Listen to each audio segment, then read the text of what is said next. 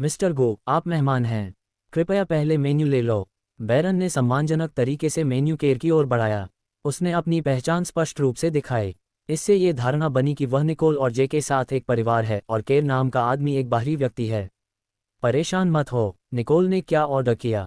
मुझे वही चाहिए, केर ने मुस्कुराते हुए जवाब दिया और फिर निकोल की ओर शैतानी मुस्कान के साथ देखने लगा। उसने बैरन के उकसावे को उदासीनता से लिया क्योंकि उसे ये दिलचस्प नहीं लगा। उसने इसे कभी गंभीरता से नहीं लिया।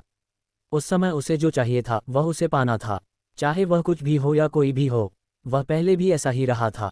अब निकोल का सामना करते हुए उसे लगा कि यह अभी भी वैसा ही है, कुछ भी नहीं बदला है। अंतर केवल उसे पाने के उसके दृढ़ निश्चय में था। निकोल थोड़ी असहज थी, ये जानते हुए कि केर उसे गौर से देख रहा है। उसे लगा कि वह खुद को शर्मा रही है। तुम्हें कैसे पता कि मैंने क्या ऑर्डर किया है? तुम्हें ये पसंद तो होगा, उसने साफ साफ पूछा। यह अजीब था, उसने सोचा। उसे इस आदमी की वजह से परेशान होने का एहसास हो रहा था। वह एक स्टॉकर की तरह था। वह कंपनी में उससे बच नहीं सकती थी और काम के बाद भी वह उससे छुटकारा नहीं पा सकती थी। वह कब से केर के साथ घुलने मिलने से डर रही थी। केर जिस तरह से उसे अब देखता था, उसे देखकर ऐसा लग रहा था कि वह उसे अपने पेट में ही निगल जाएगा। वास्तव में वह आज बहुत घबरा रही थी।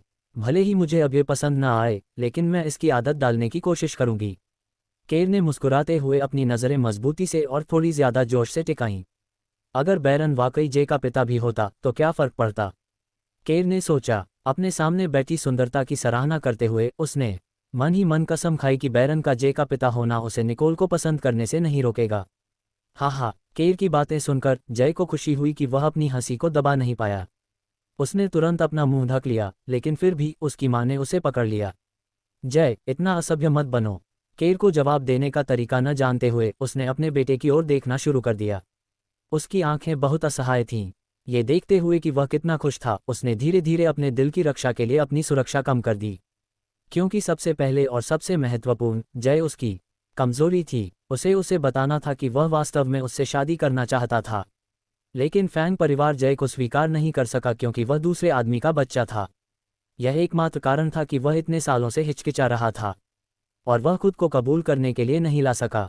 वॉशरूम में केर चुपचाप उस छोटे लड़के को देख रहा था जो बच्चों की खास वॉशिंग टेबल के सामने खड़ा था। उसे जिस तरह से वह अपने छोटे हाथों को धो रहा था वह पसंद आया क्योंकि उसे यह प्यारा और मज़ेदार लगा। उसकी आंखें उसकी छोटी छोटी हरकतों पर तब तक नजर रखती रहीं जब तक कि वह खुद को अपने विचारों में खोया हुआ नहीं पाता। जय, क्या तुम्हें अपने पिता याद हैं? उसे नहीं पता था कि जय जानता था कि बैरन उसके पिता हैं, लेकिन जैसा कि उसने देखा, उसे दोनों में कोई समानता नहीं दिखी। इसके विपरीत, जब भी वह जय को देखता उसे अपने बचपन की याद आ जाती। उसे लगता कि अगर वह उसका बेटा होता तो चीजें आसान और सरल होतीं। जय ने उसे पूछते हुए सुनकर अपना सिर हिलाया। पिता शब्द उसके लिए बहुत अजीब था। उसने अपनी मम्मी को कभी इसका जिक्र करते नहीं सुना था। जब मैं बच्चा था तो मेरी मम्मी ने मुझे बताया था कि मेरे जन्म से पहले मेरे डैडी मम्मी से अलग हो गए थे, लेकिन मम्मी ने मुझे पूरा प्यार दिया, इसलिए मुझे बिल्कुल भी दुख नहीं होता। जय ने अपनी आंखें उठाईं और केर को गंभीरता से जांचना शुरू कर दिया। इतने सालों से वह इन शब्दों से खुद को सांत्वना दे रहा था और उसे किसी ऐसे व्यक्ति की उम्मीद थी जो उसकी मम्मी की रक्षा कर सके। कभी कभी उसे लगता था कि उसके विकास की गति बहुत धीमी है। मैनहट्टन से वापस आने के बाद उनकी मां 2 बार घायल हो चुकी थीं। क्या तुम चाहते हो कि मैं तुम्हारा पिता बनूं? केजे के बराबर ऊंचाई पर बैठ गया और उसकी आंखों में सीधे देखा। वह अपने अनुरोध में इतना गंभीर लग रहा था कि उसने लड़के के बराबर ऊंचाई पर रहकर अपना सम्मान दिखाने का फैसला किया। हालांकि जे अभी भी एक बच्चा था, लेकिन वह उसके साथ गंभीरता से पेश आता था। केरजे की निगाहों में महसूस कर सकता था कि वह निकोल के हित के लिए सबसे अच्छा क्या है, इस पर विचार कर रहा था, क्योंकि वह उससे बहुत प्यार करता था और उसकी देखभाल करता था। वह जे जैसा बच्चा कभी नहीं मिला था जिसके पास इतना तेज दिमाग और इतना विचारशील दिल था। केर की आंखों में देखते हुए जे ने गंभीरता से सिर हिलाया। मुझे पता है कि तुम मम्मी की रक्षा कर सकते हो। उसने एक बार मुझसे कहा था कि किसी ने उसे एक बार थप्पड़ मारा था और उस व्यक्ति का हाथ टूट गया था। ये तुम ही थे जिन्होंने ऐसा किया था, है न? उस समय तुम ही थे जिन्होंने उसकी रक्षा की थी। तुम भी मम्मी को पसंद करते हो, है न? तुम्हें भी मम्मी पसंद हैं जैसे मुझे, है न? जय चाहे कितना भी होशियार क्यों न हो, दुनिया को देखने का उसका नजरिया अभी भी बहुत सरल था। वह किसी व्यक्ति की रक्षा करना चाहता था सिर्फ इसलिए क्योंकि वह उससे प्यार करता था। अभी अभी केर को लगा कि जय पारिवारिक स्नेह और रोमांटिक प्रेम के बीच का अंतर नहीं समझता। यह अलग बात है। मुझे तुम्हारी मम्मी पसंद हैं, लेकिन उनके लिए तुम्हारा प्यार अलग है। अपनी आंखों में एक आत्मसंतुष्ट नज़र के साथ केर ने आगे बढ़कर छोटे बच्चे को अपनी बाहों में थाम लिया। ये सच था कि निकोल ने सफलतापूर्वक उसका ध्यान आकर्षित किया था और उसकी रुचि जगाई थी। यहाँ तक कि उसे भी लगने लगा था कि वह उससे थोड़ा प्यार करने लगा है। अपनी छोटी भुजाएं फैलाते हुए जे ने उन्हें केर की गर्दन के चारों ओर रखा और अपना चेहरा केर के चौड़े कंधे पर टिका दिया। जे सोच रहा था कि अंकल गू एक वयस्क हैं जिन पर वह भरोसा कर सकता है, इसलिए उसने खुद को उनके गले लगने दिया। उसका मुंह खुला और बंद हुआ, लेकिन उसने पिता शब्द जोर से नहीं कहा। केवल वह जानता था कि वह उसे इस तरह पुकारना चाहता था। केर और जे के चेहरों को देखकर निकोल एक ट्रांस में चली गई। जैसे जैसे दिन बीतते गए, दोनों एक जैसे होते गए। केर ने जे को कुर्सी पर बैठने में मदद की। जब उन्हें व्यंजन परोसे गए तो उसने चतुराई से अपनी प्लेट पर स्टेक काटा और उसे सामने की प्लेट से बदल दिया। निकोल के बारे में, वाह, अंकल गू कितने विचारशील हैं। केर को अपनी मम्मी के लिए स्टेक काटते देख जे ने ताली बजाई और केर के व्यवहार की अतिशयोक्ति से प्रशंसा की। बदले में निकोल रो। एक रात अपने पूर्व प्रेमी द्वारा नशीले पदार्थ दिए जाने पर एक रहस्यमय आदमी ने सेक्स से भरी एक आनंदमय रात में उसका फायदा उठाया। अपना बदला लेने के लिए उसने उस आदमी से शादी कर ली और उसका इस्तेमाल किया। जब तक मैं जीवित हूँ मैं अभी भी उसकी कानूनी पत्नी हूँ, जबकि तुम सब उसकी रखेल हो। वह तब भी अडिग रही जब वह अन्य महिलाओं के साथ घोटालों में शामिल था। आखिरकार जब उसे पता चला कि उसने उसे फिर से धोखा दिया है तो वह गुस्से में चली गई। लेकिन कुछ साल बाद जीवन ने उसे उसके पास वापस ला दिया, जिससे वह आश्चर्यचकित हो गया और अपनी माँ के पास बैठ गया, उसे कोमलता से देखता रहा। ए सिटी में हर कोई जानता था कि बैरन अपनी पितृभक्ति के लिए प्रसिद्ध था। वह शायद ही कभी अपने माता पिता से बात करता था और अपनी आज्ञाकारिता के लिए एक आदर्श था। इस फोटो को देखो बैरन, वह मेरे दोस्त की बेटी है। वह कुछ दिनों में विदेश से वापस आ जाएगी। हालांकि उसका पूरा परिवार विदेश में रहता है, इसलिए मैंने उसके माता पिता से वादा किया था कि मैं उसे यहाँ अस्थायी रूप से रहने दूंगा। इस तरह हम उसकी देखभाल कर सकते हैं। जब वह वापस आएगी तो आपको उसे हवाई अड्डे पर ले जाना होगा, उसने बैरन से अनुरोध किया। श्रीमती फैंग ये देखकर संतुष्ट थी कि बैरन बड़ा होकर विनम्र और विनम्र हो गया है। जब वह छोटा था तब उसने अपना पूरा दिल और आत्मा उसे पालने में लगा दी थी, और अब वह उसके भविष्य से बहुत उम्मीदें रखती हैं। अपनी माँ से फोटो लेने के बाद उसने तस्वीर में लड़की को देखा और सिर हिलाया। आखिरकार यह कोई आपात स्थिति नहीं थी।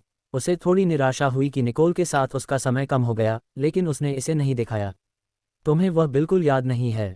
जब तुम बच्चे थे तो उसकी माँ उसे हमारे पास ले गई थी, लेकिन जल्द ही वे विदेश चले गए, श्रीमती फैंग ने खुशी से याद किया। मुझे अभी भी याद है कि तुमने उससे बड़े होने के बाद शादी करने के लिए कहा था, उसकी माँ ने एक सौम्य मुस्कान के साथ कहा।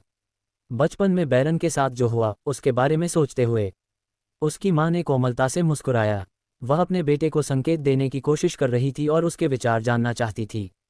उसने एक दोस्त की बेटी की देखभाल करने की पेशकश की, इस उम्मीद में कि बैरन उस महिला के साथ घुलने मिलने की कोशिश कर सकता है जिसे वह पसंद करती है। ये सुनकर बैरन चौंक गया। माँ, आप मुझसे बचपन में किए गए अपने मजाक को पूरा करने की उम्मीद नहीं करती, है न?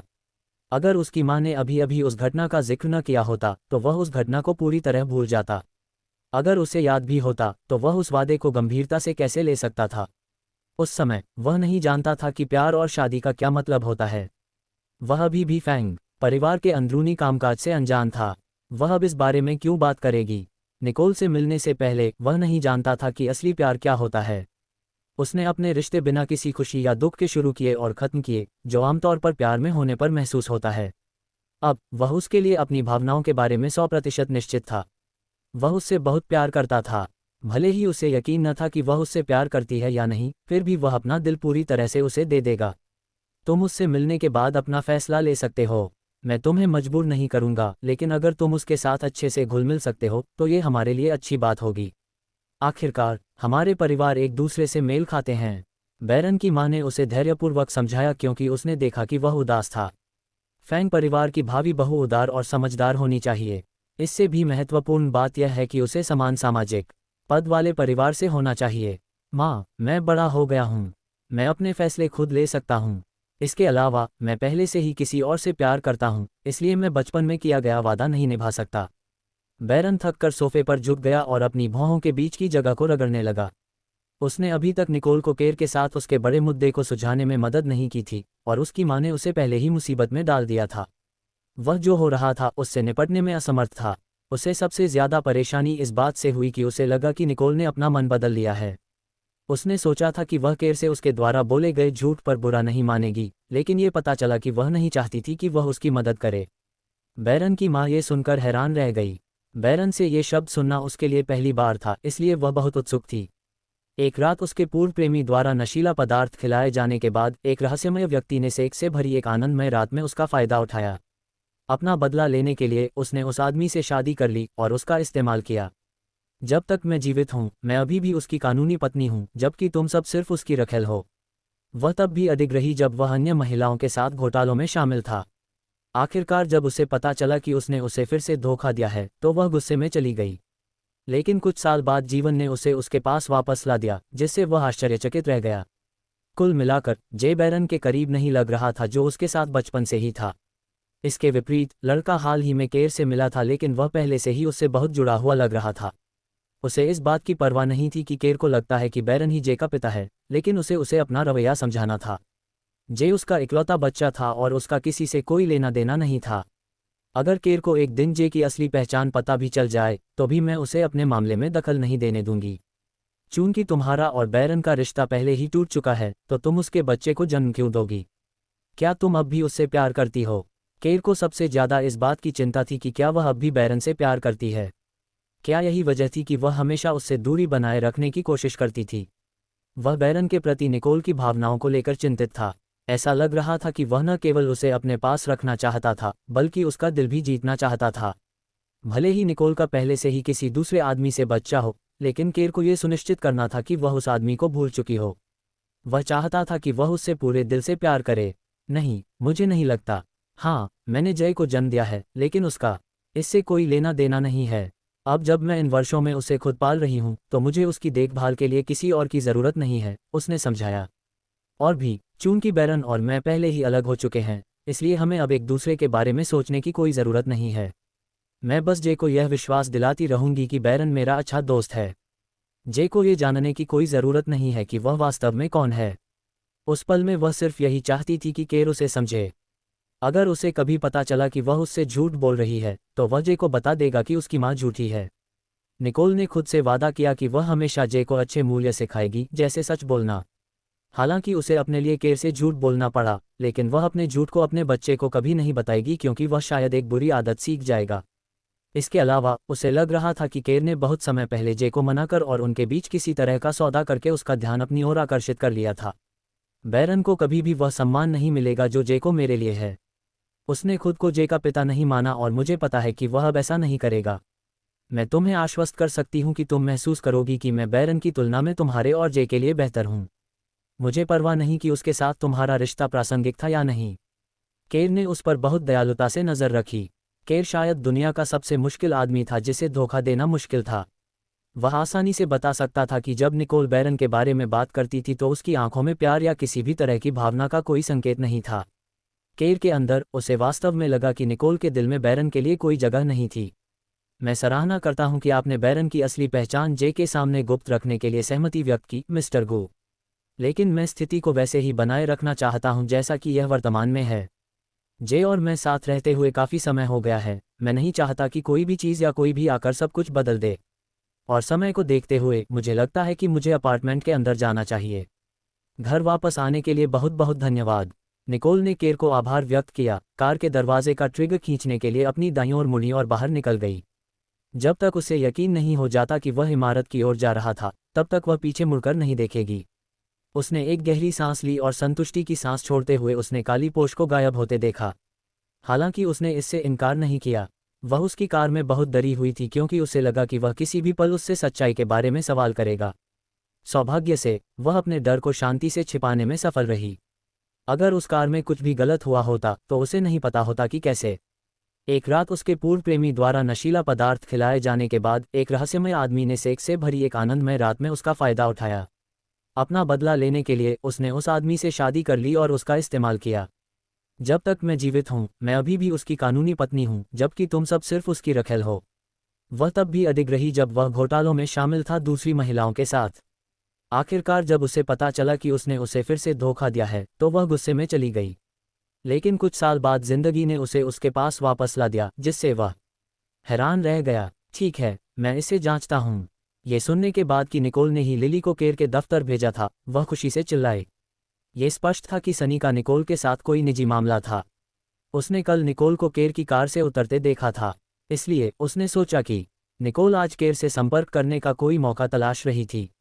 उसने दस्तावेज लिया और ध्यान से स्कैन किया और पलटी। उसे दस्तावेज में कोई संदेश वाला नोट नहीं मिला। वह फिर से पलटी और दस्तावेज को अचानक लिली को वापस सौंप दिया। मुझे लगता है कि तुम इतनी पेशेवर हो कि तुम्हें पता चल गया होगा कि यहाँ क्या गलती है। तुम्हें नहीं पता कि इस कंपनी को इस तरह की गलतियों से कितना नुकसान हो सकता है। तुम्हें गंभीरता से फिर से प्रशिक्षण लेने की ज़रूरत है। जाओ और इस अत्याचार को अपने निदेशक को सौंप दो और उसे इसे फिर से करने के लिए कहो। सनी जाहिर तौर पर गुस्से में थी क्योंकि वह लिली पर आक्रामक तरीके से चिल्ला रही थी। लिली को यकीन नहीं हो रहा था कि उसने अभी क्या देखा। वह चिंतित आंखों से निकोल की डेस्क की ओर वापस लौटते हुए वाकई हैरान रह गई। लिली हमेशा से ही कंपनी में निकोल के प्रदर्शन को लेकर आश्वस्त थी क्योंकि वह शायद ही कभी कोई गलती करती थी। फिर भी सनी काफ़ी गंभीर दिख रही थी, इसलिए उसने निकोल के साथ इसकी जांच करने का फैसला किया। चूंकि केर भी सनी के गुस्से को सुन सकता था, उसने जैरेड से पूछा, बिना उस पर नज़र डाले, क्या तुम जाकर जांच कर सकते हो कि सब कुछ ठीक है, प्लीज़? और सनी को ये बताने का मौका लो कि वह शहर की सबसे बड़ी कंपनियों में से एक में काम कर रही है, किसी सब्जी मंडी में नहीं। कोई बात नहीं मिस्टर गो, मैं उसे बता दूंगा। जैरेड ने केर की मांग का पालन किया और वह मुड़ा और सनी की तरफ चल पड़ा। हालांकि जैरेड ने केर के संदेश को बदलने की योजना बनाई क्योंकि हे परिवार का गो परिवार के साथ एक खास रिश्ता था। उसे लगा कि केर के शब्द सनी को देने के लिए थोड़े असभ्य थे। वह जानता था कि सनी ऐसी व्यक्ति नहीं थी जिसके साथ वह उलझना चाहेगा। जैरेड को यकीन था कि अगर वह चिढ़ गई तो वह बहुत परेशानी खड़ी कर देगी। हेलो मिस है, सब ठीक है? मी गो आपकी चीख पुकार की वजह से थोड़ा चिंतित थे। सनी ने ये पुष्टि करने के लिए अपना सिर हिलाया कि कुछ भी गड़बड़ नहीं है और वह जैरेड के साथ सीधे केर के दफ्तर चली गई। दफ्तर पहुंचने के बाद उसने केर के लिए एक कप कॉफ़ी डाली और उसे उसकी मेज़ पर रख दिया और उसे कोमलता से देखती रही। गो ग्रुप में काम करने का ये बड़ा मौका देने के लिए मैं हमेशा आपका आभारी रहूंगा केर। अगर आप चाहते हैं कि मैं यहाँ सही ढंग से काम करूं तो आपको मुझे अच्छी तरह से सिखाना होगा। जैरेड ने दफ्तर छोड़ने का फैसला किया क्योंकि सनी की डरपोक आवाज़ ने उसे परेशान कर दिया।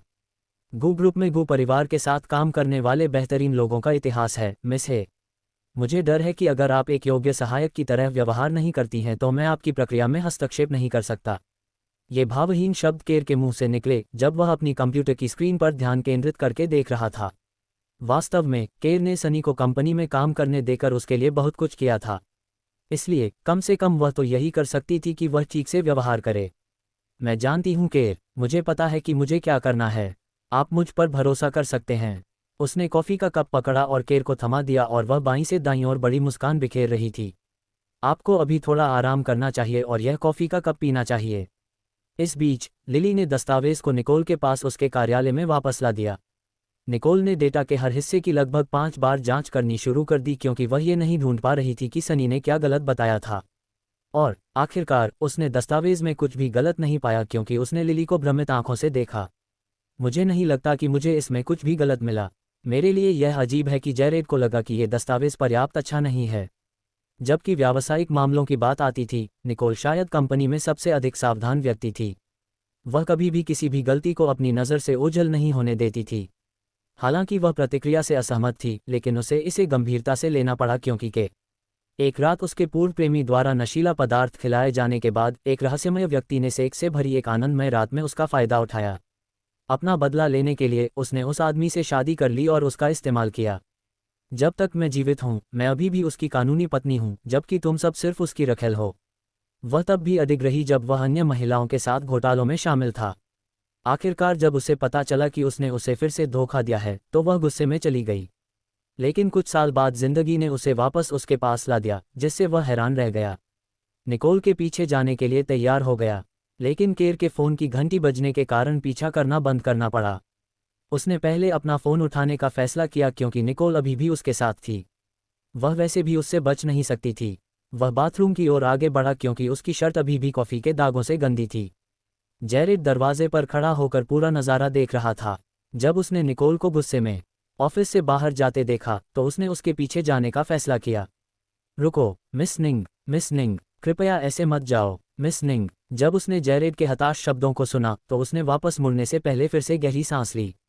वह पेशेवर तरीके से उस पर मुस्कुराए। उसे दूसरों पर अपना गुस्सा निकालने में कोई दिलचस्पी नहीं थी। मी, काम, क्या तुम्हें मुझे कुछ बताना है? मुझे अब काम पर वापस जाना है। जैरेड ने निकोल को तुरंत रोकने के लिए उसके सामने खड़ा हो गया।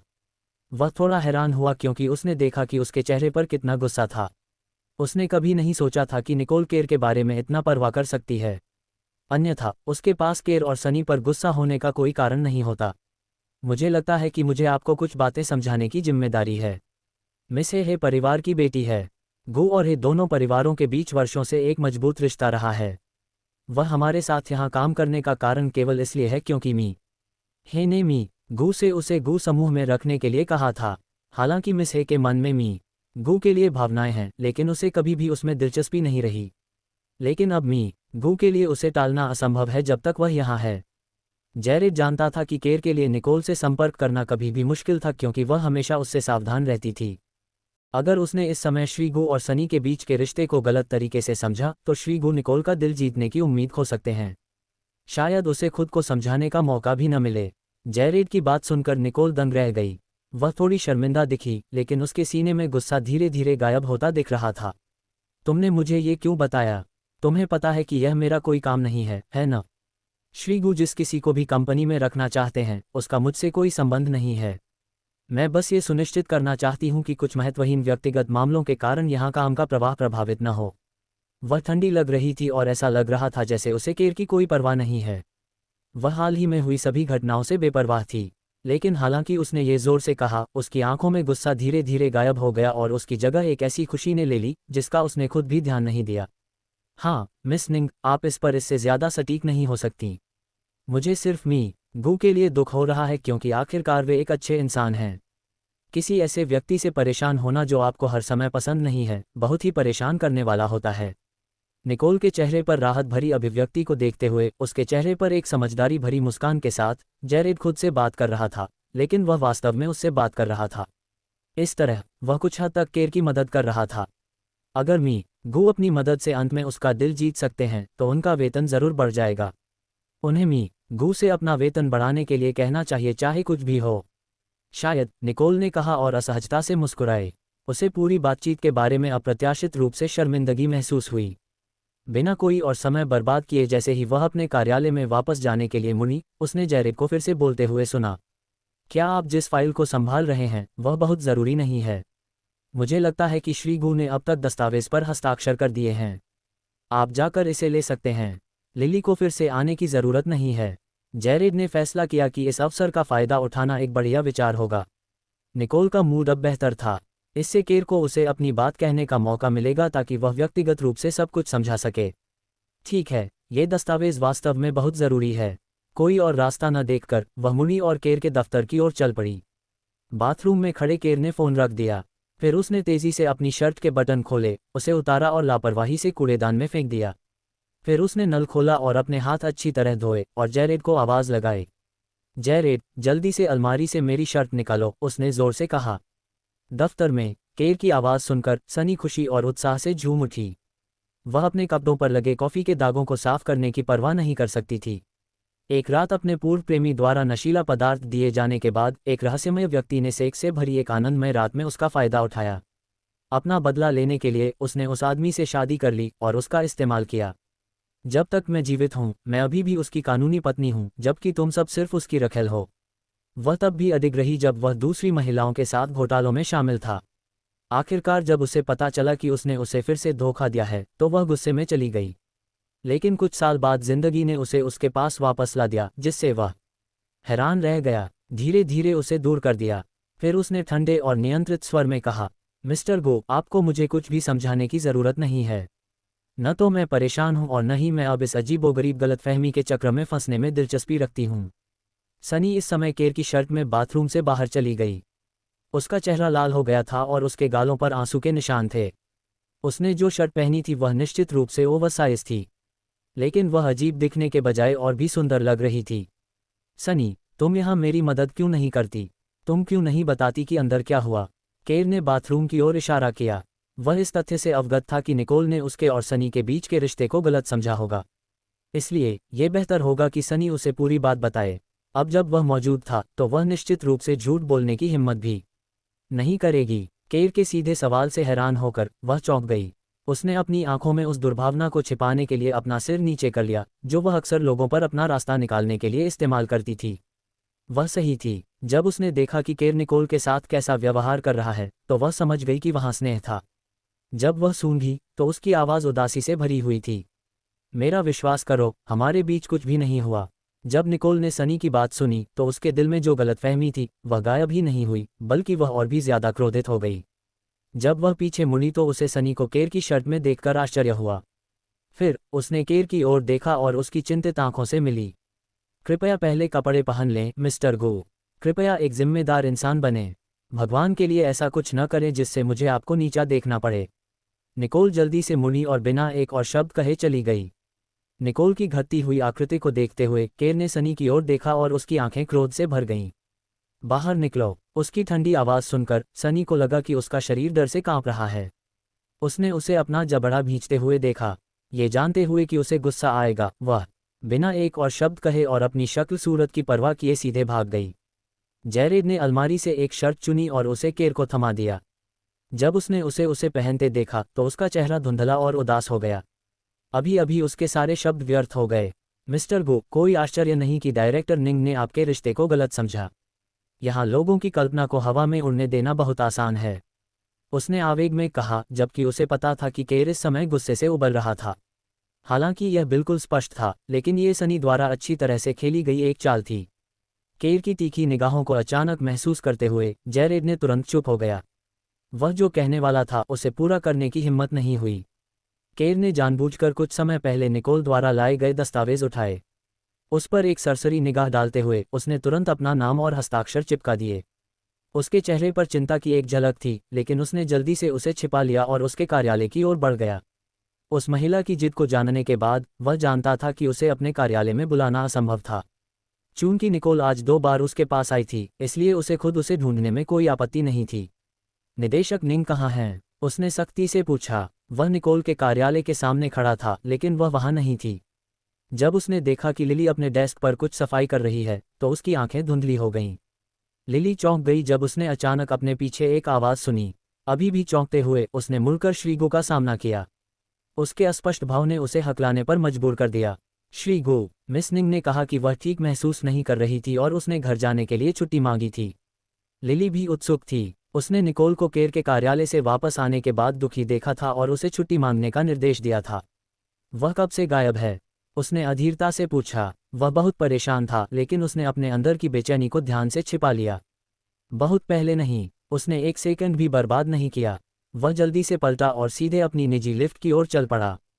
उसकी नज़रें लिफ्ट के दरवाजे के ऊपर चमकती लाल संख्या पर पड़ीं। वह अपनी नज़रें उस पर टिकाए रहा और मन ही मन नीचे उतरते हुए मंजिल गिन रहा था। लेकिन ऐसा लग रहा था कि एक रात उसके पूर्व प्रेमी ने उसे नशीला पदार्थ खिला दिया था। एक रहस्यमय आदमी ने सेक्स से भरी एक रात में उसका फ़ायदा उठाया। अपना बदला लेने के लिए उसने उस आदमी से शादी कर ली और उसका इस्तेमाल किया। जब तक मैं जिंदा हूं, मैं अभी भी उसकी वैध पत्नी हूं, जबकि तुम सब सिर्फ उसकी रखेल हो। वह तब भी अड़ी रही जब वह दूसरी महिलाओं के साथ घोटाले में शामिल था। आखिरकार जब उसे पता चला कि उसने उसे फिर से धोखा दिया है तो वह गुस्से में चली गई। लेकिन कुछ साल बाद जिंदगी ने उसे उसके पास वापस ला दिया, जिससे वह हैरान रह गया। जब वह आखिरी बार उससे मिली थी तो बहन को उसके बारे में बहुत सी गलतफहमियां थीं। बोनी घर पर नहीं है। वह अभी भी स्कूल में है न? जैसे ही उसने पूछा, दरवाज़ा खुल गया। बोनी आराम से अंदर चली गई। उसके हाथ में चाबी लटक रही थी। उसने हल्की सी सांस ली। जैसे ही उसने अपना चेहरा उठाया, वह चौंक गई। तुम यहाँ क्यों हो? बोनी ने पूछा। उसकी ठंडी आवाज़ ने निकोल की मुस्कान को ठंडा कर दिया। बोनी, अपनी बहन से इस तरह बात मत करो। सैंड्रा ने उसे डांटा और गुस्से से उसे घूरा। मैं यहाँ तुमसे मिलने आई हूँ। देर हो रही है और मैं जा रही हूँ। जब मेरे पास समय होगा मैं तुमसे फिर मिलूंगी, प्यारी आंटी। निकोल ने विनम्रता से अलविदा कहा और फिर दरवाजे की ओर बढ़ गई। लेकिन जब वह बोनी के पास से गुजरी तो उसने उसे एक सार्थक नज़र से देखा। मैं तुम्हें बाहर छोड़ दूंगी। बोनी ने उसकी बात पर ध्यान दिया और जल्दी से चाबी टेबल पर रख दी और उसके पीछे नीचे चली गई। तुम यहाँ क्या कर रही हो? अगर तुम्हें कुछ कहना है तो अभी कह दो, यहाँ फिर मत आना। माँ को नहीं पता था कि उस दिन गुड टाइम्स में क्या हुआ था। और कुछ मत कहना। उसने चिंता से फुसफुसाया। उसे नहीं पता था कि निकोल ने अपनी माँ को सब कुछ बताया था या नहीं, लेकिन उसने सहज रूप से उसे चेतावनी दे दी थी। पिछले 7 सालों में वह और निकोल अपने अपने तरीके से जी रही थीं। उसे अब उसकी दिखावटी दयालुता की बिल्कुल भी ज़रूरत नहीं थी। बोनी, मुझे पता है कि तुमने मुझे गलत समझा। उस समय निंग ग्रुप दिवालिया हो गया था और मेरे पिता का निधन हो गया था। फिर अचानक मुझे मैनहट्टन यूनिवर्सिटी से एक प्रस्ताव मिला। मैं बस ये सब नहीं झेलना चाहती, इसलिए मैं विदेश चली गई। वह अभी भी इस तथ्य को स्वीकार नहीं कर पा रही थी कि कुछ ही दिनों में उसकी जिंदगी लगभग पहचान से परे हो गई थी। उसके पिता की मृत्यु हो गई थी और निंग समूह दिवालिया हो गया था। वह निंग समूह के मालिक की सबसे बड़ी बेटी से सिर्फ एक और अनामनात बन गई थी। इतने भारी आघात के कारण वह गलती से ग्रेगरी सॉन्ग और फियोना झाओ द्वारा बिछाए गए जाल में फंस गई थी। इस देश में सब कुछ उसके लिए बहुत दर्दनाक था। वह बस अपने आसपास हो रही हर चीज़ से बचना चाहती थी और ये दिखावा करना चाहती थी कि जो कुछ भी हुआ था वह एक बुरे सपने से ज़्यादा कुछ नहीं था। मैनहट्टन में मैंने तुमसे संपर्क करने की कई बार कोशिश की थी, लेकिन तुमने मेरा फ़ोन उठाने से इनकार कर दिया। हमारे पिता की दुखद मृत्यु के बावजूद मेरे दिल में तुम अभी भी मेरी बहन हो। निकोल ने बोनी को अपराध बोध से भरी आंखों से देखा। बहन, मुझे नहीं लगता, मैं अभी भी समझ नहीं पा रही हूँ कि मेरे पिता ने तुम पर इतना एहसान क्यों किया। अपनी मृत्यु से पहले ही तुम्हें वह पैसा दिया जा रहा था जो उन्होंने तुम्हें गुप्त रूप से दिया था। क्या तुम जानती हो कि मेरी माँ और मेरा जीवन कैसा रहा है? हम दोनों निंग परिवार की बेटियां हैं। हमारे पिता मेरे साथ इतने अन्यायी क्यों थे? तुमने माँ और मुझे कभी परिवार की तरह नहीं माना, अन्यथा तुम हमें अकेला नहीं छोड़ती। बोनी ने उसे ठंडेपन से देखा, जैसे कि उसके सामने खड़ी लड़की अब उसकी बहन नहीं थी जिस पर वह इतना निर्भर थी। उसे अभी भी याद है कि कैसे उसकी माँ ने उसे गले लगाया था और बेकाबू होकर रोई थी। मुझे इन सब बातों के बारे में नहीं पता। उस समय मुझे मैनहट्टन में एक प्रस्ताव मिला था और मुझे नहीं पता था कि मेरे पिता ने पहले ही मेरे लिए ट्यूशन का भुगतान कर दिया था। बोनी, तुम मेरी बहन हो। कोई भी सांसारिक शक्ति इस तथ्य को नहीं बदल सकती। हमारे बीच का वह बंधन हमेशा जीवित रहेगा।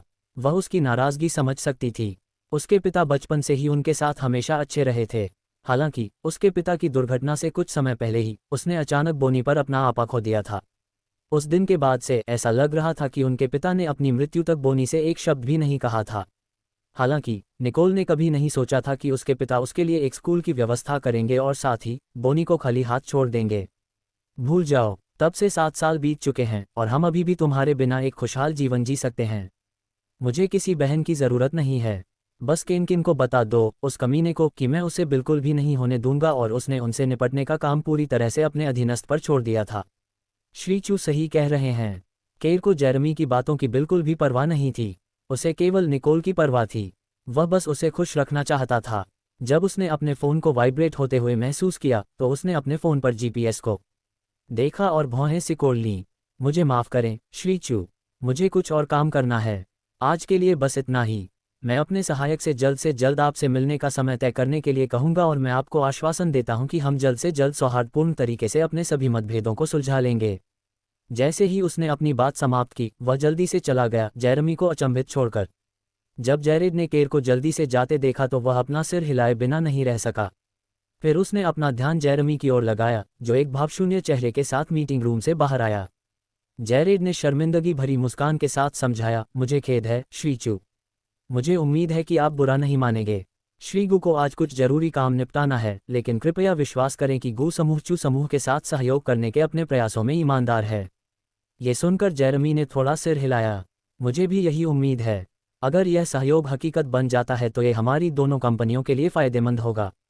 जेरेमी को विदा करने के बाद जैरेड को आखिरकार राहत महसूस हुई। जब केर की कार बार के दरवाजे पर अचानक रुकी तो उसने उम्मीद के मुताबिक बार के दरवाजे पर खड़ी कार को पहचान लिया। बिना किसी हिचकिचाहट के वह जितनी जल्दी हो सका अंदर चला गया। बस एक सेकंड के अंश में उसने देखा कि निकोल बार काउंटर पर बैठी है। बढ़िया। निकोल ने चेहरे पर धुंधली नज़र से बारटेंडर को देखा। उसने पहले ही बहुत पी लिया था और अब तक उसका सिर घूमने लगा था। जैसे ही उसने बारटेंडर की तेज़ हरकतों को देखा, उसे और भी चक्कर आने लगा। अपने शरीर को गर्म महसूस करते हुए निकोल ने अपना कोट उतार दिया और एक काले रंग की फॉर्म फिटिंग ड्रेस दिखाई, जो वास्तव में एक सामान्य व्यावसायिक पोशाक से ज़्यादा कुछ नहीं थी। लेकिन एक निश्चित समय पर, एक निश्चित स्थान पर उस तरह की पोशाक में एक अलग तरह का आकर्षण होता था। जब केर ने निकोल की हालत देखी तो वह उदास होकर उसकी ओर बढ़ा। लानत है, उसे नहीं पता था कि निकोल इतनी सेक्सी और आकर्षक भी हो सकती है। निकोल ने शोरगुल वाले संगीत को ध्यान से देखा, खतरे से पूरी तरह अनजान। इस बीच जब निगरानी कक्ष में बार प्रबंधक ने केर को बार में प्रवेश करते देखा तो वह दंग रह गया। वह जल्दी से अपने सदमे से उबर गया और तुरंत उसका स्वागत करने के लिए बाहर चला गया। स्वागत है मिस्टर गू, आपने मुझे पहले से क्यों नहीं बताया कि आप आ रहे हैं? मैं आपके लिए वीआईपी कमरा तैयार कर सकता था। मैनेजर के मेहमाननवाजी भरे शब्दों की आवाज़ सुनकर केर को निकोल से थोड़ी ही दूरी पर रुकना पड़ा। उसकी आंखें थोड़ी सिकुड़ गईं। तभी एक साहसी व्यक्ति निकोल के पास आया। ग्रेगरी, जो अपने बुरे दोस्तों के एक समूह के साथ मस्ती कर रहा था, ने अनजाने में बार काउंटर पर एक परिचित व्यक्ति की झलक देखी। जब उसे एहसास हुआ कि वह कौन था तो उसकी आंखें चमक उठीं और वह तुरंत हाथ में वाइन ग्लास लेकर बार काउंटर की ओर चलने लगा। बहुत दिनों से नहीं मिले निकोल, एक जानी पहचानी आवाज़ सुनकर निकोल ने पलट कर देखा और ग्रेगरी सॉन्ग और उसके सिलहुट को अपने सामने खड़ा देखा। मेरे सामने दो कमीने क्यों हैं? निकोल ने मन ही मन सोचा। निकोल ने अपना सिर हिलाया, लेकिन उसके सामने अभी भी दो ग्रेगरी खड़े थे। निकोल के चेहरे पर हैरान करने वाले भाव देखकर ग्रेगरी खुश हो गया। यह अफसोस की बात थी कि 7 साल पहले जब वह निकोल के साथ था तब उसे निकोल नहीं मिली। वह इतना बढ़िया मौका कैसे जाने दे सकता था?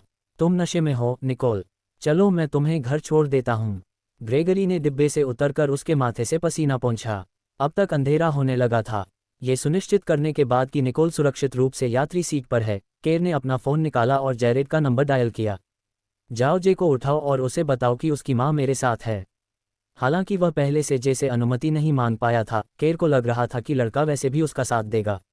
यहाँ से निकोल के साथ उसका रिश्ता पूरी तरह से अलग हो सकता है। केर ने कार स्टार्ट की और निकोल को अपने विला तक ले गया।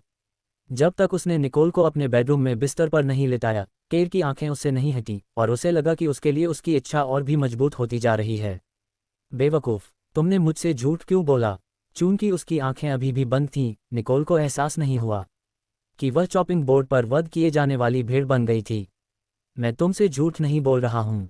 मेरी औरत बनो निकोल, मैं सुनिश्चित करूंगा कि तुम्हें इसका पछतावा न हो। जैसे ही वह बिस्तर के किनारे पर खड़ा हुआ, केर ने उसकी ओर देखा। उसने अपनी गर्दन की टाई खोली और अपनी शर्ट उतार दी और फिर उसे फर्श पर फेंक दिया। महिलाएं हमेशा पक्षियों के झुंड की तरह उसके पीछे भागती थीं। ये पहली बार था जब उसे किसी महिला के लिए इतना धैर्य रखना पड़ा था। केर नीचे झुका और निकोल के माथे को चूमा, जबकि उसकी हथेली अनजाने में उसकी पोशाक के हेम पर चली गई। मुझे मत छुओ, ये दर्द देता है। वह नहीं चाहती थी कि वह उसके और करीब आए। उसे लगा कि एक आदमी का हाथ उसके पूरे शरीर पर था। चाहे उसने अपने शरीर को हिलाने की कितनी भी कोशिश की हो, वह उसके स्पर्श से छुटकारा नहीं पा सकी। और वह और भी ज्यादा नशे में थी। शराब ने उसके शरीर के तापमान को बढ़ा दिया। उसका पूरा शरीर पसीने से भीग गया। उसे अपनी ड्रेस के शरीर से दबने से बहुत असहज महसूस हुआ। निकोल ने सहज रूप से अपने हाथों को आगे बढ़ाया और अपने टॉप को खींचने लगी। उसकी फुर्तीली उंगलियां नीचे की ओर चली गईं और वह अपने बाकी कपड़ों के साथ खुद को खोलना जारी रखा। पूरा दृश्य केर को उत्तेजित कर रहा था। निकोल एक ऐसी महिला थी। तुम सच में एक मोहक महिला हो। अभी भी उसके साथ तल्लीन देखकर वह मोहित महसूस कर रहा था। उसके दिल में भड़की आग जल्द ही उसके पूरे शरीर में फैल गई, जिससे उसका खून खौल उठा। उसने धीरे से अपना सिर नीचे किया और जब उसने उसके गर्म और नम होंठ देखे तो उसने बिना किसी हिचकिचाहट के उसे चूमा। लेकिन उसे लगा कि जैसे ही उनके होंठ छुए, वह उसे दूर धकेल रही थी। मुझे बुरा लग रहा है। केर ने उसका कमज़ोर विरोध सुना। उसकी नज़र उसके नाजुक चेहरे पर पड़ी, जिस पर हल्का सा तनाव था। हालांकि निकोल की तरफ से उसे लगा जैसे कोई उसकी सांस रोक रहा है और उसे मना कर देना चाहिए। मुंह पर एक कोमल मुस्कान के साथ उसने धीरे से अपना सिर हिलाया। अगर उसे नहीं पता होता कि निकोल वास्तव में नशे में है, तो उसे लगता कि वह उसे पाने के लिए मुश्किलें खड़ी कर रही है। अच्छा रहो, तुम जल्द ही ठीक हो जाओगी। केर ने अपनी इच्छा को नियंत्रित करते हुए उसे धैर्यपूर्वक समझाया। वह बेहोश थी, लेकिन उसे अभी भी उसकी भावनाओं की बहुत परवाह थी। उसे धीरे से वश में करने के बाद वह उसके कोमल होठों का स्वाद लेना जारी रखता था। निकोल के शरीर से हल्की खुशबू आ रही थी, जिसने केर को उसके प्रति दीवाना बना दिया। शराब की घनी गंध भी उस खुशबू को नहीं छिपा सकती थी। ऐसी कोई महिला कभी नहीं थी जो उसे इतना नशे में महसूस करा सके। भले ही ये केवल एक मामूली चुंबन था, लेकिन वह बेहद संतुष्ट महसूस करता था। मैं तुम्हें फिर से जाने नहीं दूंगा निकोल, तुम मेरी औरत हो। उसने निकोल की नशे की हालत को घूरते हुए बुदबुदाया। उसका लहजा एक दबंग आदमी की तरह दृढ़ लग रहा था, लेकिन निकोल की आंखों में वह कोमलता साफ दिखाई दे रही थी जिसे वह पहचान भी नहीं पाए। फिर वह नीचे झुका, उसकी ड्रेस के हेम तक पहुंचा। उसने उसे उतारने की कोशिश की लेकिन उसने उसे सहजता से दूर धकेल दिया। एक रात उसके पूर्व प्रेमी द्वारा नशीला पदार्थ खिलाए जाने के बाद एक रहस्यमय आदमी ने सेक्स से भरी एक आनंदमय रात में उसका फायदा उठाया। अपना बदला लेने के लिए उसने उस आदमी से शादी कर ली और उसका इस्तेमाल किया। जब तक मैं जिंदा हूं मैं अभी भी उसकी कानूनी पत्नी हूं, जबकि तुम सब सिर्फ उसकी रखेल हो। वह तब भी अड़ी रही जब वह दूसरी महिलाओं के साथ घोटालों में शामिल था। आखिरकार जब उसे पता चला कि उसने उसे फिर से धोखा दिया है तो वह गुस्से में चली गई। लेकिन कुछ साल बाद जिंदगी ने उसे उसके पास वापस ला दिया, जिससे वह हैरान रह गया। मी गू ने मुझे जे को घर ले जाने के लिए कहा था। क्या संयोग है, मैं भी जे को लेने आया हूँ। बैरन ने सिर्फ इतना कहा और जेरेड को सीधे जवाब नहीं दिया। वह जे को वापस उसके अपार्टमेंट में ले गया और पूरी रात वहीं रहा। ये जानने के बाद कि निकोल और केर साथ हैं, जे खुश हुआ और उसे अच्छी नींद आई। लेकिन बैरन को बिल्कुल भी नींद नहीं आई। वह निकोल को फ़ोन करता रहा और चाहे उसने कितनी भी कोशिश की, किसी ने फ़ोन नहीं उठाया। वह इधर उधर घूम रहा था। अंदर वह अपने दिल की धड़कनें तेज सुन सकता था और उसने जल्दी से अपनी सांसें थाम लीं। सोफे पर गिरते ही उसके हाथ कांपने लगे। अपनी कोहनी घुटनों पर रखकर वह हताशा में अपने बालों को टटोल रहा था। उसे नहीं पता था कि निकोल और केर क्या कर रहे थे, लेकिन उसके संदेह ने उसे पूरी तरह से परेशान कर दिया था। उस सुबह जब निकोल अपनी नींद से जागी तो कमरे में कोई नहीं था। अचानक तेज सिरदर्द महसूस करते हुए उसने धीरे से अपना हाथ उठाया और धीरे से अपनी कनपटी को रगड़ा। जैसे ही उसने खुद को एक अजीब जगह पर पाया, उसकी आंखें खुल गईं। चौंक कर वह जल्दी से उठ बैठी। रेशमी रजाई जो उसे नाजुक ढंग से ढकी हुई थी, उसकी कमर से नीचे खिसक गई। उसने महसूस किया कि उसका शरीर कांप रहा है, क्योंकि वह अपने नग्न शरीर को घूर रही थी। उस पल उसके डर ने उसे लकवा मार दिया, लेकिन उसने अपने भीतर बढ़ती घबराहट से डटकर मुकाबला किया। क्या यह एक और वन नाइट स्टैंड था? उसका दिमाग घूम गया। इस संभावना के बारे में सोचते हुए वह अपमानित और नाराज महसूस कर रही थी। अपने विचारों में खोई हुई उसने चुपचाप अपनी बाहों को रजाई के चारों ओर कसकर लपेट लिया। इससे पहले कि निकोल अपने कपड़े ढूंढ पाती, अचानक बाहर से दरवाज़ा खुल गया। उसने अपने बगल में रखा बड़ा तकिया पकड़ा और उसे पूरी ताकत से उस व्यक्ति की ओर फेंक दिया जो कमरे में प्रवेश करने वाला था। कमीने, वह गुस्से में चिल्लाए। उस व्यक्ति की पहचान उसके लिए मायने नहीं रखती थी। चाहे वह व्यक्ति कोई भी हो, वह एक बदमाश था जिसने स्थिति का फायदा उठाया और उसके साथ ऐसी अवर्णनीय हरकत की। उसने कभी सपने में भी नहीं सोचा था कि वह एक बदमाश की वजह से नशे में धुत हो जाएगी। किसी दूसरे बदमाश से मिलना तो दूर की बात है। निकोल की उग्र चीख सुनकर केर ने एक हाथ से ट्रे उठाए और अवचेतन रूप से अपना दूसरा हाथ उठाया ताकि वह तकिया पकड़ सके जो उसने उस पर फेंका था। विशाल तकिया ने उसके चेहरे को ढक लिया था, जिससे वह स्पष्ट रूप से नहीं देख पाई कि वह कौन था। तुमने मुझे कल रात बुलाया था, उसने शांति से पुष्टि की। केर की आंखों में एक चमक उठी। उसने सोचा कि अगर उसने उससे झूठ बोला कि कल रात उन्होंने सेक्स किया था, तो क्या वह मान जाएगी और उसे स्वीकार कर लेगी। लेकिन केर एक लालची आदमी था। वह निकोल के अकेले समर्पण से खुश नहीं होगा। वह चाहता था कि निकोल अपना पूरा दिल और आत्मा उसे समर्पित कर दे। अपने गुस्से में निकोल फेंकने के लिए दूसरी चीजें तलाशने लगी। उसने बेडसाइड टेबल पर एक फूलदान देखा और उसे पकड़ने के लिए अपना हाथ बढ़ाया। लेकिन जैसे ही उसका हाथ फूलदान की गर्दन पर पड़ा, उसने एक जानी पहचानी आवाज़ सुनी। वह रुकी और झिझकते हुए उस व्यक्ति के चेहरे को देखने के लिए मुड़ी। फिर उसे उस आदमी का चेहरा दिखाई दिया जिसने उसे एक दिन पहले बहुत गुस्सा दिलाया था। तुम यहाँ क्यों हो? उसने अविश्वसनीय रूप से केर की ओर देखा, जिसने धीरे धीरे तकिया अपने चेहरे से हटा लिया। वह इस आदमी से क्यों नहीं बच पाए? वह केर से क्यों बार बार मिलती रही, खासकर जब वह नशे में थी? 7 साल पहले उसके कमरे में जाने की उसकी गलती ने उस भयावह रात को जन्म दिया। उसने उस समय केर को दोष नहीं दिया क्योंकि यह सब उसकी गलती थी। लेकिन आज 7 साल बाद उसे यकीन नहीं हो रहा था कि इतिहास खुद को दोहराएगा। उसके दिमाग में इस बात को लेकर कई सवाल थे कि पिछली रात क्या हुआ था। क्या उन्होंने फिर से वन नाइट स्टैंड किया था? क्या उसने उसे दूर धकेलने की कोशिश की लेकिन असफल रही? तुम यहाँ किससे उम्मीद कर रहे थे? केर ने ठंडे स्वर में जवाब दिया। जब उसने देखा कि उसने फूलदान छोड़ दिया है तो वह सावधानी से सूप के कटोरे के साथ एक ट्रे लेकर उसकी ओर चला गया। उसने उसे पीड़ा भरी नज़र से देखा और उसकी आंखों में आंसू देखकर वह भ्रमित हो गया। क्या उसे अब पछतावा हो रहा था? क्या वह फिर से उसके पूर्व प्रेमी द्वारा नशीला पदार्थ खिलाए जाने के बाद एक रहस्यमय आदमी ने सेक्स से भरी एक रात में उसका फ़ायदा उठाया? अपना बदला लेने के लिए उसने उस आदमी से शादी कर ली और उसका इस्तेमाल किया। जब तक मैं जीवित हूँ मैं अभी भी उसकी कानूनी पत्नी हूँ, जबकि तुम सब सिर्फ उसकी रखेल हो। वह तब भी अडिग रही जब वह दूसरी महिलाओं के साथ घोटाले में शामिल था। आखिरकार जब उसे पता चला कि उसने उसे फिर से धोखा दिया है तो वह गुस्से में चली गई। लेकिन कुछ साल बाद जिंदगी ने उसे उसके पास वापस ला दिया, जिससे वह हैरान रह गया। कंपनी, लेकिन उसने आज सुबह एक ड्राइवर को तुम्हारे पास आने का आदेश दिया है। फिर उसने निकोल का बैग और फ़ोन सौंप दिया। धन्यवाद। वह युवा नौकरानी की ओर कृतज्ञतापूर्वक मुस्कुराए। अपने हाथ में फ़ोन को देखते हुए वह थोड़ी परेशान महसूस कर रही थी। वह जानती थी कि केर नाराज है। उसने अपना फ़ोन चालू किया और बैरन की कई मिस्ड कॉल देखीं। भौहें सिकोड़ते हुए वह कार में बैठ गई जो दरवाजे पर खड़ी थी और ड्राइवर से कहा कि उसे ग्रुप के मुख्यालय में ले आए। फिर उसने बैरन का नंबर डायल किया। निकोल के हेलो कहने से पहले ही बैरन ने उससे सवालों की बौछार शुरू कर दी। निकोल, तुम कल रात कहाँ थीं? क्या तुम्हें पता है कि मैं कितना चिंतित हूँ? बैरन पूरी रात उसके अपार्टमेंट में उसका इंतजार कर रहा था, लेकिन वह कभी नहीं आई। वह कल्पना नहीं कर सकता था कि उसने और केर ने पूरी रात क्या किया होगा। इससे भी बढ़कर वह कल्पना नहीं कर सकता था कि इस रात के बाद उनके बीच क्या होगा। रुको, मेरी बात सुनो। कल रात मेरा एक्सीडेंट हुआ था। मैं अब उस बारे में बात नहीं करना चाहता। जय कहाँ है? क्या वह नाराज हो गया? निकोल पहले कभी रात भर बाहर नहीं गई थी, इसलिए अब उसे सबसे ज्यादा चिंता अपने बेटे की थी। उसे डर था कि जय उससे नाराज हो जाएगा। जय पहले ही स्कूल जा चुका है।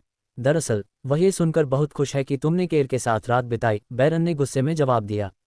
वह इतना ईर्ष्यालु था कि वह खुद को मुश्किल से नियंत्रित कर पा रहा था। वह ये स्वीकार नहीं करना चाहता था कि निकोल को सिर्फ जय की परवाह थी और उसे इस बात की परवाह नहीं थी कि वह पूरी रात उसका इंतजार करते हुए परेशान था। ऐसा लग रहा था कि उसके प्रति उसकी भावनाएं निकोल के सुरक्षित दिल से नहीं निकल पा रही थीं। मुझे खुशी है कि वह नाराज नहीं है। मैं काम पर जा रही हूँ। मैं कल नशे में थी और घर नहीं गई। लेकिन जय को कैसे पता चला कि मैं केर के साथ थी? जब उसने सुना कि जय स्कूल गया था तो उसने राहत की सांस ली। लेकिन वह उलझन में थी। उसे बिल्कुल भी अंदाजा नहीं था कि केर बार में होगी और उसके बेटे को कैसे पता चला कि वे दोनों साथ थे। उसने कल जैरेड को उसे स्कूल से लेने के लिए भेजा था। क्या तुम ठीक से सोच रही हो? तुम केर के साथ नशे में कैसे हो गई? क्या होगा अगर उसे पता चल जाए कि वह जय का पिता है? तो क्या तुम उसके साथ रहोगी? बैरन उलझन में था। फोन के दूसरी तरफ मौजूद लड़की ने जोर देकर कहा कि वह सिर्फ यही चाहती है कि केरगू उससे और उसके बेटे से दूर रहे, लेकिन यहाँ वह उसी आदमी के साथ शराब पीने के बाद की स्थिति में थी। उसे चिंता थी कि निकोल केर के जाल में फंस गई है, इसलिए उसने उसे उसके बेटे की याद दिलाई। उसे पता था कि जे का जिक्र करने से निकोल आसानी से वास्तविकता में वापस आ सकती है। नहीं, मैं सही मानसिक स्थिति में नहीं था, लेकिन तुम मुझसे कहीं ज्यादा परेशान हो। मुझे पता है कि मैंने कल रात शराब पीकर हद पार कर दी थी। मैं ऐसा दोबारा नहीं करूंगा। मेरी चिंता मत करो, मैं इसे संभाल सकता हूँ। मैं अब काम पर जा रहा हूँ। मैं कल रात जे की देखभाल करने के लिए धन्यवाद के रूप में बाद में आपको डिनर पर ले जाऊंगी। फ़ोन रखने के बाद उसने अपने सामने ड्राइवर की ओर देखा और ऐसा लगा कि उसने जे और केर के बीच के रिश्ते के बारे में बातचीत का कोई हिस्सा नहीं सुना। उसने राहत की सांस ली। हालांकि पहले जो कुछ हुआ था उसे याद करते हुए वह अभी भी परेशान थी कि केर आज सुबह गुस्से में कैसे चला गया। उसे उम्मीद नहीं थी कि केर उसकी नशे में धुत होने की परवाह करेगा और उसका फ़ायदा नहीं उठाएगा। आज सुबह उसने जो कुछ भी उससे कहा, उसने नौकरानी से जो कुछ हुआ उसे सुनने के बाद उसे पछतावा महसूस कराया। लेकिन वह जो कुछ भी उसने कहा था उसे वापस नहीं ले सकती थी। वह जानती थी कि उसे केर से माफ़ी मांगनी होगी। आखिरकार उसने उससे वे भयानक शब्द कहे जो गलत थे। जब कार ग्रुप के गेट पर रुकी तो निकोल ने ड्राइवर को धन्यवाद दिया और चली गई। एक रात अपने पूर्व प्रेमी द्वारा नशे में धुत एक रहस्यमय आदमी ने सेक्स से भरी एक आनंदमय रात में उसका फ़ायदा उठाया। अपना बदला लेने के लिए उसने उस आदमी से शादी की और उसका इस्तेमाल किया। जब तक मैं जीवित हूँ मैं अभी भी उसकी कानूनी पत्नी हूँ, जबकि तुम सब सिर्फ उसकी रखेल हो। वह तब भी अड़ी रही जब वह दूसरी महिलाओं के साथ घोटालों में शामिल था। आखिरकार जब उसे पता चला कि उसने उसे फिर से धोखा दिया है तो वह गुस्से में चली गई। लेकिन कुछ साल बाद जिंदगी ने उसे वापस उसके पास ला दिया, जिससे वह अचंभित रह गया। निश्चित रूप से इसलिए उसने नाटक किया कि वह निकोल के लिए परेशानी खड़ी कर रही है ताकि वह वास्तव में उसकी बातों पर विश्वास करे। इसकी पुष्टि करो, केर ने जैरेड को आदेश दिया और फिर अपनी आंखों में गुस्से के साथ अपना सिर नीचे कर लिया। क्या निकोल बैरन के साथ जा रही थी? क्या बैरन वह आदमी था जिसे वह आज सुबह जागने पर देखना चाहती थी? सनी को एक सार्थक नज़र से देखने के बाद जैरेड मुड़ा और कार्यालय से बाहर चला गया। ग्रुप के वॉशरूम में निकोल थक गई थी और फर्श पर बैठ गई थी। उसने कल दोपहर से कुछ नहीं खाया था और रात में बहुत पी थी। उसे पता था कि उसने अपना पेट उगल दिया है और आज सुबह उसके पास खाने के लिए कुछ भी नहीं था। वह हर मिनट कमज़ोर होती जा रही थी। वह दरवाजे के सहारे झुकी और बार बार उसे खटखटाने की कोशिश की, लेकिन उसकी ताकत कम होती जा रही थी। असहाय होकर वह केवल दरवाजे से बात कर सकती थी, उम्मीद कर रही थी कि कोई उसकी आवाज़ सुन लेगा। दरवाज़ा खोलो। इस बीच केन उदास होकर गू समूह में दाखिल हुआ। कोई भी देख सकता था कि वह दुखी था। उसे उम्मीद नहीं थी कि उसके पिता इस बार इतने गंभीर होंगे। उसके पिता ने केन समूह से उसके अधिकार काट दिए और यहाँ तक कि केन के नाम पर सभी संपत्तियां भी ले ली गईं। उससे वह सब कुछ छीन लिया गया जो उसके पास था। उसे लगा कि उसके पिता सिर्फ झांसा दे रहे हैं, लेकिन ऐसा लग रहा था कि बूढ़ा आदमी इस बार गंभीर था। सौभाग्य से उसके पास केर से बात करके अभी भी एक मौका था। वॉशरूम के पास से गुजरते समय केन को लगा कि उसने कोई अजीब सी आवाज़ सुनी है, लेकिन वह पूरी तरह से आश्वस्त नहीं था। उसने आवाज़ पहचानने की कोशिश करने के लिए अपनी गति धीमी कर ली। उसने अपनी सांस भी रोक ली ताकि अगर आवाज़ फिर से आए तो वह उसे सुन ना पाए। कुछ भी न सुनते हुए उसने वहां से जाने का फैसला किया। दरवाज़ा खोलो, कृपया। फिर से वही आवाज़ आए। केन ने फर्श पर लगे संकेतों को देखा और खुद पर भौहें सिकोड़ लीं। यह इमारत कब से भूतिया है। फिर से सन्नाटा। केन ने अपना सिर हिलाया, खुद को यह समझाने की कोशिश करते हुए कि यह उसकी कल्पना है। जैसे ही वह जाने वाला था उसने एक धीमी आवाज़ सुनी। नमस्ते, क्या कोई है? वह कौन है? तुम इंसान हो या भूत? केन वॉशरूम की दिशा में चिल्लाया। उसकी आवाज़ ने तुरंत ऑफिस के कर्मचारियों को आकर्षित कर लिया।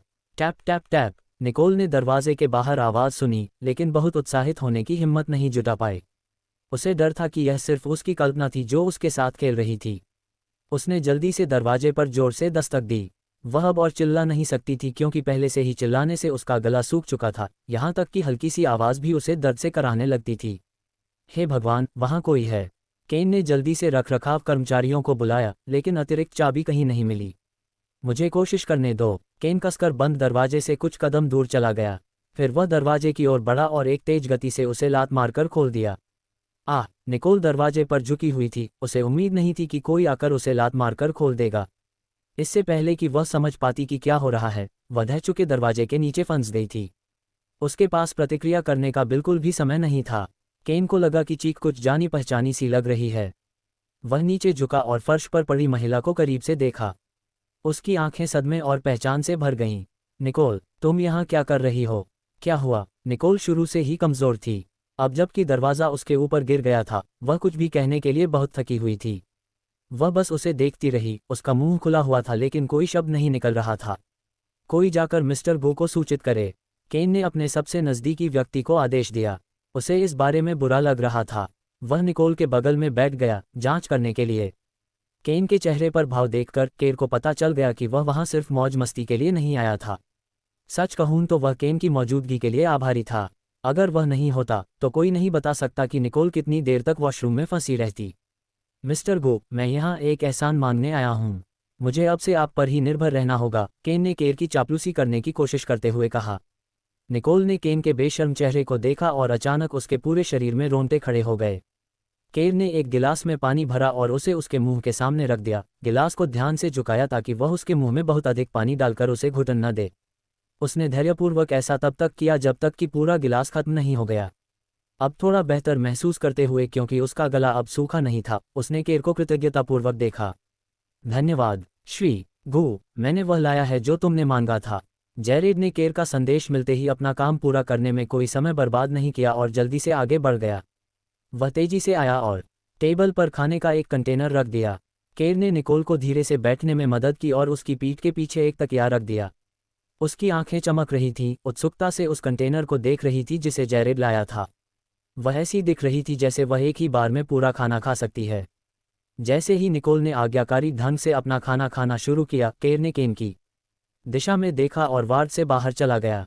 क्या हुआ? केन केर की तीखी आवाज़ सुनकर आहें भरने से खुद को रोक नहीं पाया। वह जानता था कि वह केर से कुछ भी नहीं छिपा सकता। अभी भी उदास महसूस करते हुए केन ने अपना सिर नीचे किया और दीवार से टिक गया।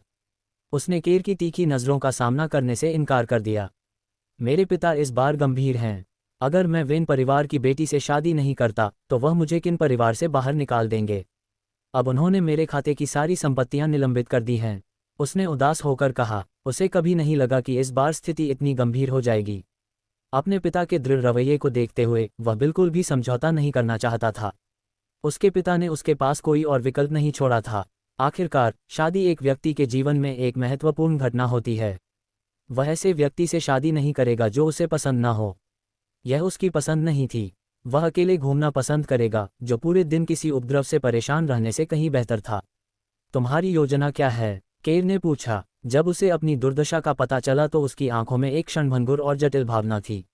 लेकिन दुख की बात है कि केन अपने पिता की इच्छा का उल्लंघन नहीं कर सकता था। इसलिए भले ही वह उसके साथ सहानुभूति रखता था, लेकिन वह अपने पिता की इच्छा के विरुद्ध उसकी मदद नहीं कर सकता था। केन ने तुरंत अपना सिर उठाया और उसे पूरी तरह अविश्वास से देखा। सच में भाई, क्या तुम मेरी मदद नहीं करना चाहते? केन ने अनुमान लगाया था कि केर बिना किसी हिचकिचाहट के उसका समर्थन करने की पेशकश करेगा, लेकिन अब जिस तरह से उसने काम किया उससे ये स्पष्ट था कि उसे उसकी परवाह नहीं थी। ये तुम्हारा अपना मामला है, केर ने पीछे मुड़ने से पहले तिरस्कारपूर्वक कहा और वार्ड में चला गया, जिससे केन को उसी जगह अकेलापन महसूस हुआ। जब वह बाहर के दरवाजे से बाहर निकला तो उसने देखा कि निकोल अपने सामने रखे भोजन से कैसे जूझ रही थी। वह अपना भोजन इतनी तेजी से खा रही थी कि साफ पता चल रहा था कि वह भूख से मर रही है। उसे अचानक पछतावा हुआ। उसे लगा कि यह उसकी गलती थी कि वह उसे काम पर जाने से पहले नाश्ता करने के लिए याद दिलाना भूल गया। लेकिन जब उसे याद आया कि उस सुबह क्या हुआ था, तो वह अपना चेहरा लंबा किए बिना नहीं रह सका। मैं बहुत भरा हुआ हूँ। निकोल ने अपने गोल पेट को छुआ, बहुत संतुष्ट महसूस कर रही थी। उसके चेहरे से पता चल रहा था कि वह खुश थी, क्योंकि वह सोच रही थी कि दुनिया में ऐसा कुछ भी नहीं है जिसे खाने से हल नहीं किया जा सकता। क्या तुमने नाश्ता किया है? अजीब बात है, उसने अपने आवेग में उससे पूछा जब उसने केर को अपनी ओर आते देखा। जैसे ही उसने अपना सिर उठाया नीचे देखते हुए, वह शब्दों के लिए खो गई, क्योंकि उसे एहसास हुआ कि उसने क्या किया। भोजन 2 लोगों के लिए अच्छा था और फिर भी उसने उसे बड़े चाव से खा लिया। वह केन के सामने बहुत शर्मिंदा थी। फिर बिना दया के उसने दोनों हाथों से उसके कान चुटकी से दबाए। उसकी आंखों से निकलने वाली उसकी उग्र भावना ने उसे लगभग चीर दिया। तुम कमीने, तुमने मेरी सबसे कीमती चीज़ खो दी और अब तुम इससे इनकार भी कर रहे हो। मैं जी नहीं सकता, तुम इसकी कीमत चुकाओगे। उसकी अप्रत्याशित हरकत को भांपते हुए केन ने सहज रूप से उसके पैरों को पकड़ने के लिए अपने हाथ आगे बढ़ाए ताकि वह गिरने से बच जाए। अपने हाथ मुझसे हटाओ। केन की आंखों में आंसू आ गए थे जब उसने महसूस किया कि उसके कान बोनी द्वारा लगभग नीचे खींचे जा रहे थे। इस पल उसने उसके बारे में अपने विचारों को वापस ले लिया। ये लड़की बिल्कुल भी प्यारी नहीं थी। वह बेहद परेशान करने वाली थी। वार्ड में केर और निकोल दोनों ने बाहर की हलचल सुनी।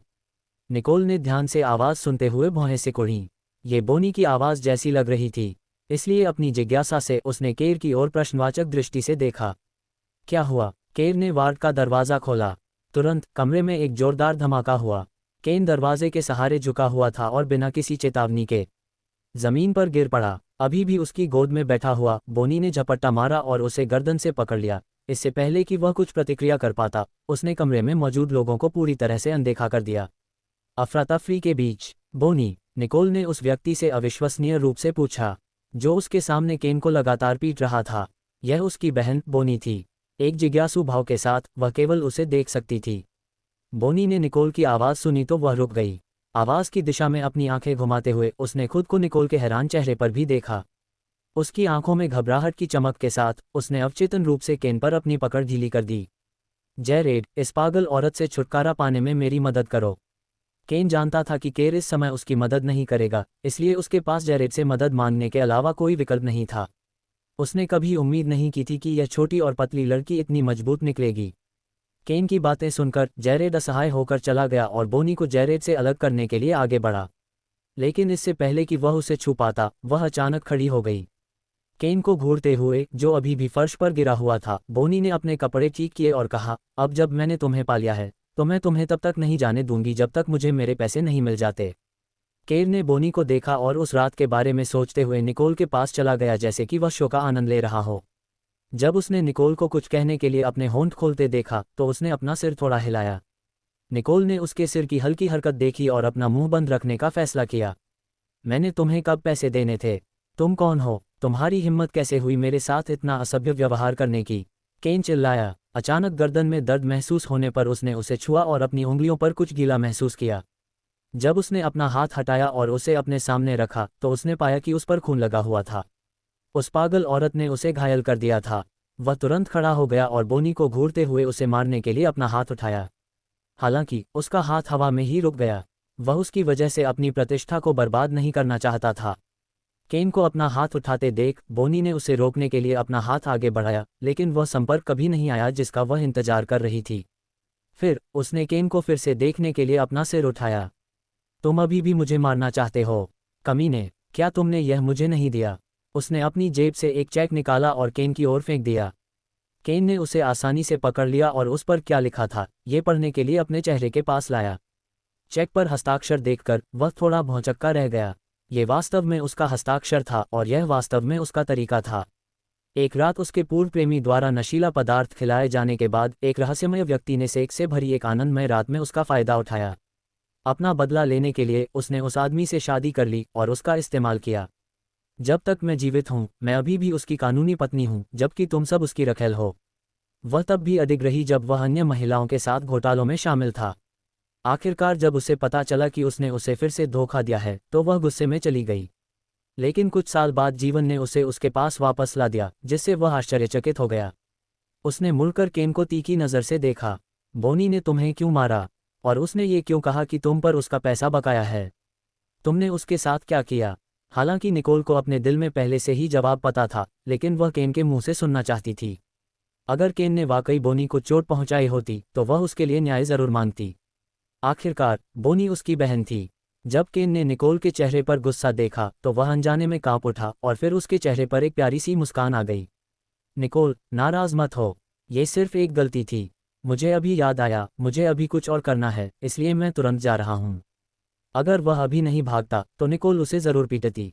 केन ने मन ही मन आह भरी, ये सोचकर कि उसका जीवन कितना कठिन था। उसने केर के लिए समस्या हल करने की योजना बनाई थी, लेकिन किसी तरह वह खुद ही मुसीबत में पड़ गया। केन के पीछे हटे हुए रूप को देखकर निकोल उसका पीछा करना चाहती थी, लेकिन केर ने उसे एक बार फिर रोक दिया। तुम क्या कर रहे हो?